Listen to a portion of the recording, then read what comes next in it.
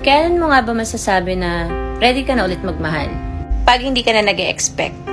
Pag hindi mo na iniisip na pag minahal ko to, baka iwan ako, baka saktan ako, baka kagaya din siya nung past ko. Baka pag tumagal kami, magsawa siya, maghanap siya ng iba. Baka mamaya, lokohin din niya ako. Baka magsinungaling siya sa akin. What if pare-parehas lang pala sila? What if binigay ko na naman yung buong ako tapos masasaktan lang din ako sa huli?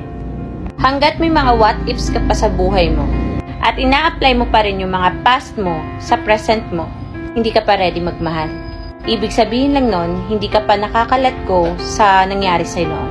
Which is understandable naman yun at hindi ganun kadaling makamove on or makalimot. Pero sana lagi niyong iisipin na hindi lahat ng tao ay pare-pareho.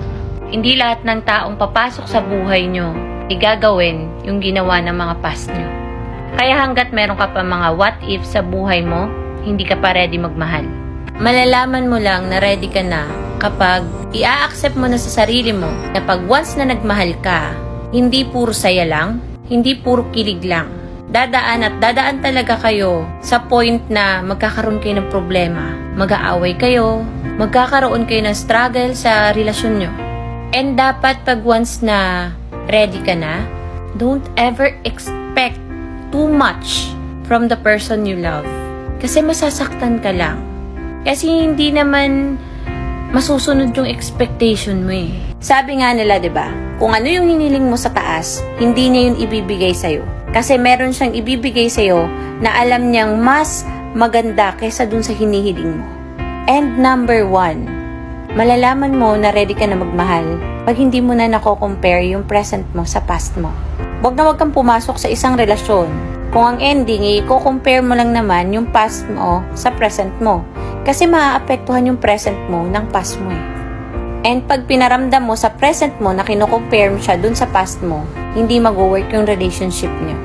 So better, mahalin mo muna yung sarili mo, i-heal mo muna yung sarili mo. Hindi lahat ng tao mabilis mag-heal ha. Hindi lahat ng tao madaling makarecover. Kaya, take your time. Huwag kang magmamadali. Kasi sabi nga ni God, it takes time. Marami ka pang pagdadaan ng pagsubok para maging isang matatag na tao. Para sa susunod na relasyon mo, kaya mo nang i-handle yung mga mahihirap na sitwasyon. Hindi ka na basta-basta susuko, hindi ka na basta-basta masasaktan. Kumbaga magiging malawak na yung pananaw mo. Hindi mo na iti-take yung mga bagay na maliliit lang na papalakihin mo. Kasi you're matured enough para i-analyze yung mga pangyayari kung bakit mo nararanasan yan. Para ma-solve mo yung problema. Para hindi kayo humantong sa point na maghihiwalay kayo or mag-aaway kayo na sobra-sobra to the point na masaktan nyo na yung isa't isa. Again, malalaman mo pag ready ka na, pag wala ka na dun sa past mo. Pag hindi mo na siya nako-compare sa present mo. So, yun lang.